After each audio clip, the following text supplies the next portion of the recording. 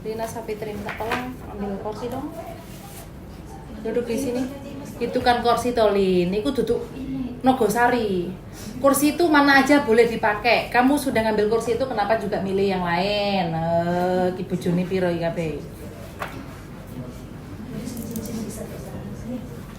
Lina Sapitri, Ya. orang dari mana? Dari Bekasi. Bekasi. Bekasi Timur. Bekasi Timur, usia, 32.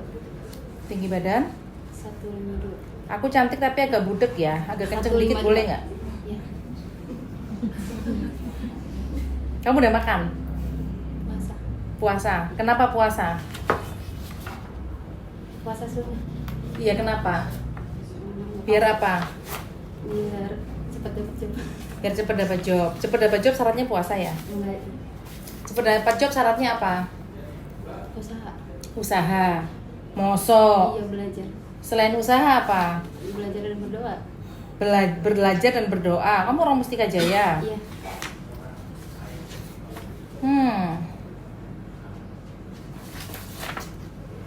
Nama suaminya siapa? Rohmin. Rohmin. Iya. Nama kepala desanya siapa?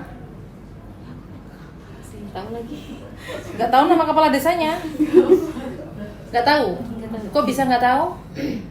Yang tanda tangan ini siapa? Kepala desa. Kok kamu bisa nggak tahu nama kepala desamu? Saya kan ke kelurahan, orang stafnya yang minta tanda tangan ke dalam. Warga model apa kowe jenenge presidennya aja nggak tahu? Ayo, warga apa ini? Nama kepala desanya nggak tahu, nama lurahnya nggak tahu. Enggak tahu benar.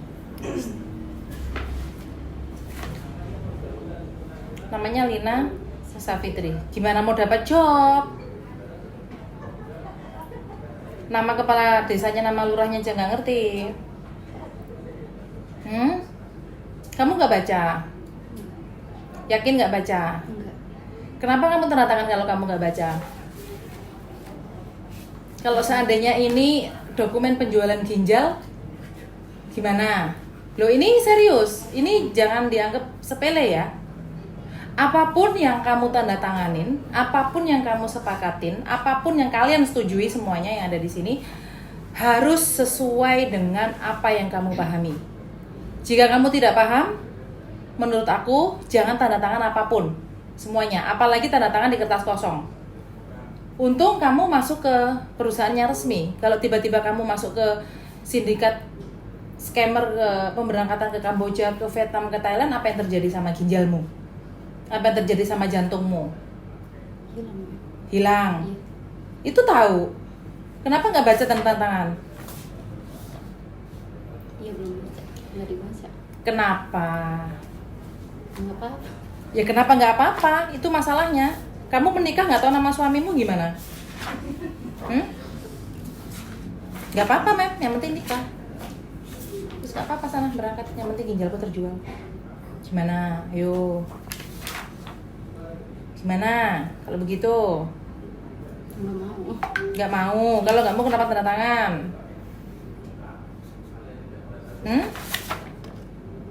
Kalau nggak mau tanda tangan. Dan ini semua yang kamu tanda tangan kamu baca apa nggak? Baca. Apa ayo ini? Itu tentang biaya belajar bahasa di sini. Biaya belajar. Ini sorry ya teman-teman, saya rekam tapi ke muka saya sendiri. Kenapa saya rekam? Karena saya biasa sosialisasi melalui sosial media. Sosial media kita ada di Prigel TV. Nanti subscribe, kalian bisa tonton ulang apa yang kita sampaikan tiap hari ke teman-temanmu yang lain. Untuk apa? Untuk kamu paham, untuk kamu tahu bahwa proses ke luar negeri itu harus prosedural. Coba aku agak minggir, aku nggak kelihatan yang di belakang. Minggir Tolin, minggir kundiku nengah. Iki bocah tapi pikir orang tuh. Ayo loh, aku di tengah pada pinggir. Minggir. Nutupin temennya nggak? Oh, tak rapet namanya. Nah, gitu itu namanya minggir. Ya, jadi ini salah satu contoh dari teman kalian yang nggak teliti. Oke, ini aku ambil salah satu contoh aja. Jangan tanda tangan apapun yang kamu nggak paham. Pertama. Kedua, jika kamu tidak paham dan tidak sepakat, lebih baik kalian sampaikan secara baik-baik. Mem ini apa? Mem ini bagaimana? Mem ini seperti apa? Harus tanya sampai kamu paham. Ketika kamu nggak paham, lebih baik tanya dan jangan ditandatanganin. Ya, oke. Kalian bisa tonton ulang di channel kita, subscribe, boleh komen dan share agar teman-teman yang di luar sana tahu untuk tidak mengulangi kesalahan yang sama. Oke, aku tanya satu-satu dulu. Lilis yang mana? Kamu tujuannya mau kemana, Lis? Taiwan. Kamu orang mana? Banyuwangi. Mau ke Taiwan. Rohena. Mau ke? Pernah kerja ke? Pernah kerja ke Hong Kong? Di Hong Kong berapa lama? Lia Kurniawati. Mau ke? Pernah kerja ke? Tidak. Non. Mau ke Hong Kong? Nanti kamu sharing-sharing sama Rohena biar tahu bagaimana Hong Kong untuk anak non ya. Erni Susanti. Mana? Oh, kamu Erni. Ya. Oke. Neng Lia Irawati, coba Lina minta tolong cariin namanya Neng Lia Irawati. Yang di Singapura. Sandra Yulianti Iskandar. Iya, Mem. Pernah kerja kemana? Non, Mem. Usia? Usia 31, Mem. Linda Yani. Mau ke? Singapura. Orang mana, Lin? Lebak. Serang ya. Miss Wati. Singapura. Belum masuk ke Singapura di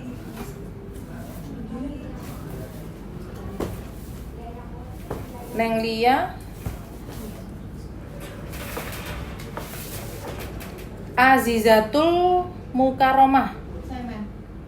Oke. Aziza orang mana? Probolinggo. Mau ke? Singapura. Yeni Yuliani. Saya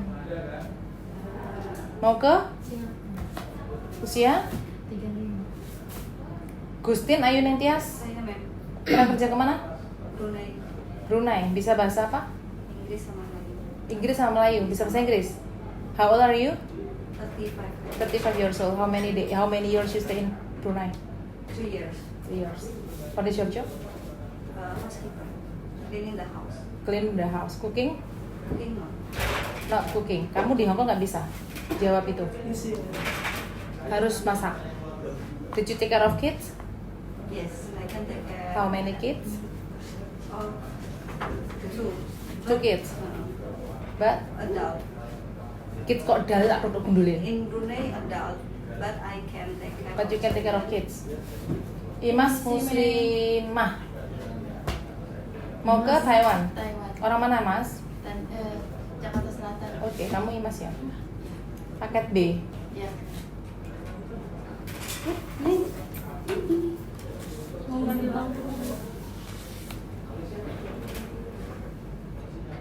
Ini harus dirubah loh, kakaknya.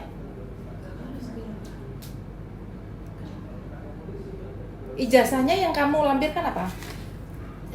SMP. SMP. Iya, kan itu pakai minta dari kampung. Mbak jangan ditarik dong, digeser. Copot itu lama-lama pintu. Minta tolong kamu yang baru masuk, namanya siapa? Miswati. Panggilin Meme. Meme. Meme. Meme. Nah, agak majuan dong sayang. Yuk, set, cepet. Miss Wati, kamu harus merubah data, merubah kakak. Mau ke Taiwan kan ini? Kok Miss Wati sih? Imas. Mau ke Taiwan kan? Imas kan harus merubah kakaknya. Imas Mas, Muslim. Oh, yes, Mem.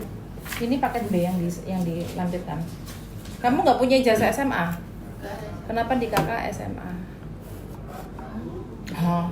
Enggak ngecek. Ya kan, apa aku tadi belum 5 menit mingkem. Apapun harus dibaca. Ingetin ya, ini notes ya. Ya. apapun harus sesuai ya, karena gini, proses berangkat ke luar negeri itu tidak seperti yang kalian bayangkan yang ada di foto profil akun media sosial teman-temanmu. Sebentar, ini aku pending dulu, aku harus sampaikan dulu yang ingin apa namanya kalian jalani nanti. Ke luar negeri ada yang ke Taiwan, Singapura. Taiwan. Yang kenceng dong, aku udah bilang aku cantik tapi agak Taiwan. Singapura. Hongkong. Singapura. Singapura. Malaysia. Hongkong. Taiwan. Rata-rata ke Taiwan. Tahu nggak di Taiwan kontraknya berapa tahun? 3 tahun. Tahu nggak gajinya berapa? 10.500.000. Nah kan, sing di puwen ae 10 juta, 20.000 NT. Kalau tiba-tiba dolarnya jadi 100 perak, gajimu kan habis. Kalau tiba-tibanya dolarnya jadi 3.000, gajimu naik. Jadi yang jadi patokan adalah dolar yang ada di negara tujuan masing-masing. Singapura gajinya berapa? Dolar. Oke, Hong Kong? 5.100. Ya, sekarang gajinya naik ya untuk Hong Kong ya. Tadi ada yang ke Malaysia, gajinya berapa? Gak usah ngajari kancane yang kuwi raro. 18. Kenapa bisa 18? Dok, kamu agak minggir, Dok, aku nggak kelihatan. Oh ya. Kenapa bisa jadi 18? Karena saya baru balik dari sana. Baru balik dari sana. Iya, baru balik dari sana artinya harusnya paham kenapa bisa jadi 18. Majikan saya ngomong itu. Majikanmu ngomong, artinya kan itu ke apa namanya? Kesepakatan kamu sama majikan. Di Malaysia aslinya gajinya berapa? 1.500. Namamu siapa tadi? Ida. Di Malaysia tuh gaji 1.500 ringgit. Kenapa bisa jadi 18? Majikan saya yang ngomong. Ya kenapa, alasannya apa? Aku yang ngomong bojomu selingkuh karo Rani misalnya. Karena membimbing ngomong, mosok ngono. Ya karena saya mau balik sama dia. Jadi, Ida kerja mau di Hong Kong, di Singapura, di Taiwan, di Malaysia, itu ada yang namanya perjanjian kontrak. Paham nggak? Harus ada. Kalau kamu nggak ada kontrak, jangan berangkat. Paham nggak?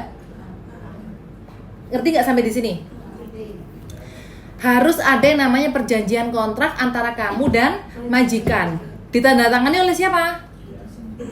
Oleh kamu sendiri. Yang satunya siapa? Majikan. Yang menjadi saksi majikan agensi, yang menjadi saksi kamu saya, PT. Nah, diketahui oleh pemerintah, KJRI, KBRI yang di Malaysia. Ini namanya perjanjian kontrak. Mau yang di Taiwan, di Singapura maupun di Hong Kong pun sama begitu.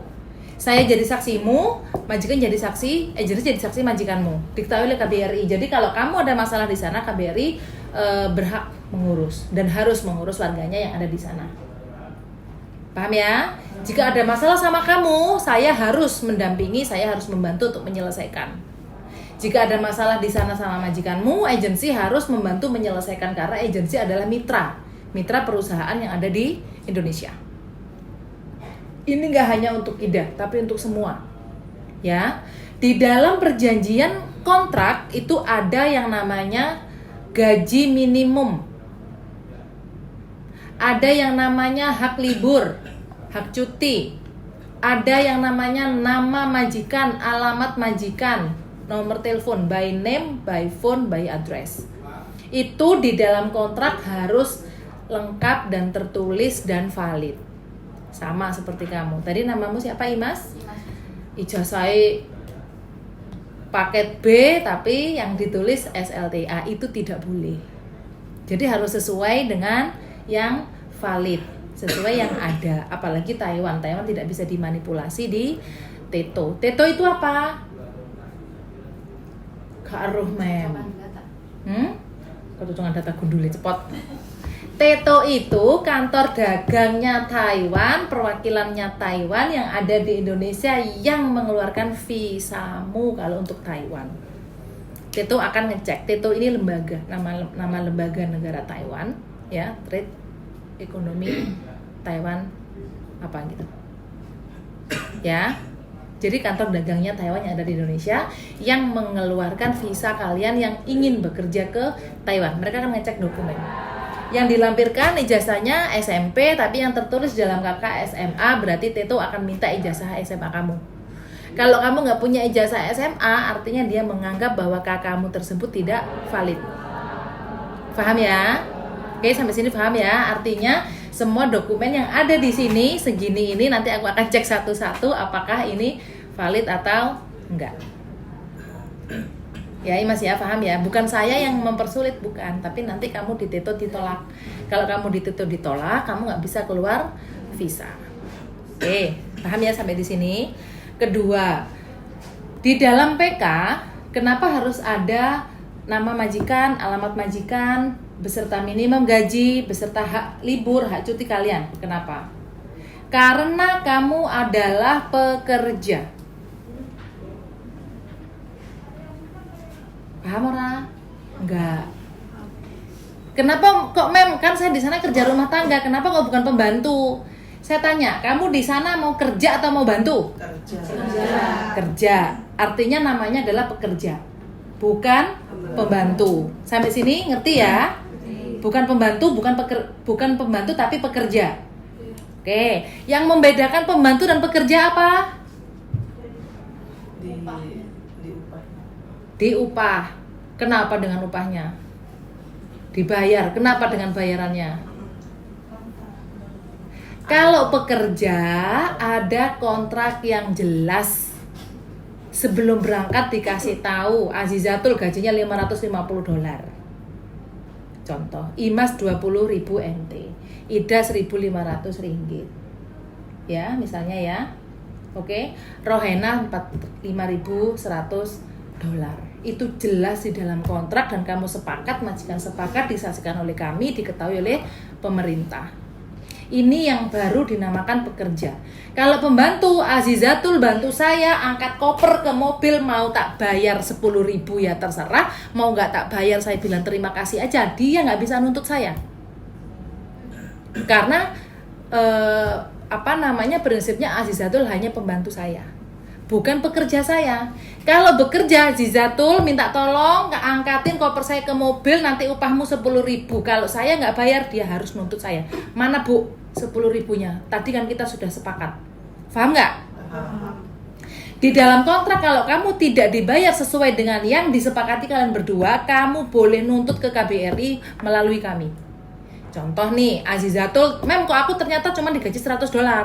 Harus kasih tahu saya. Kok bisa?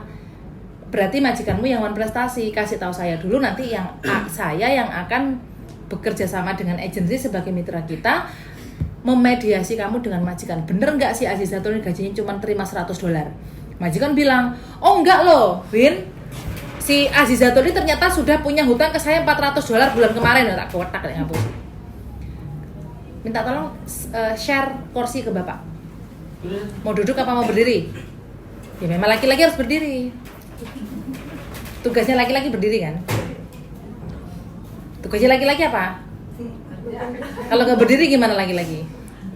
Nah kan pikirannya kemana-mana. Paham nggak? Ya.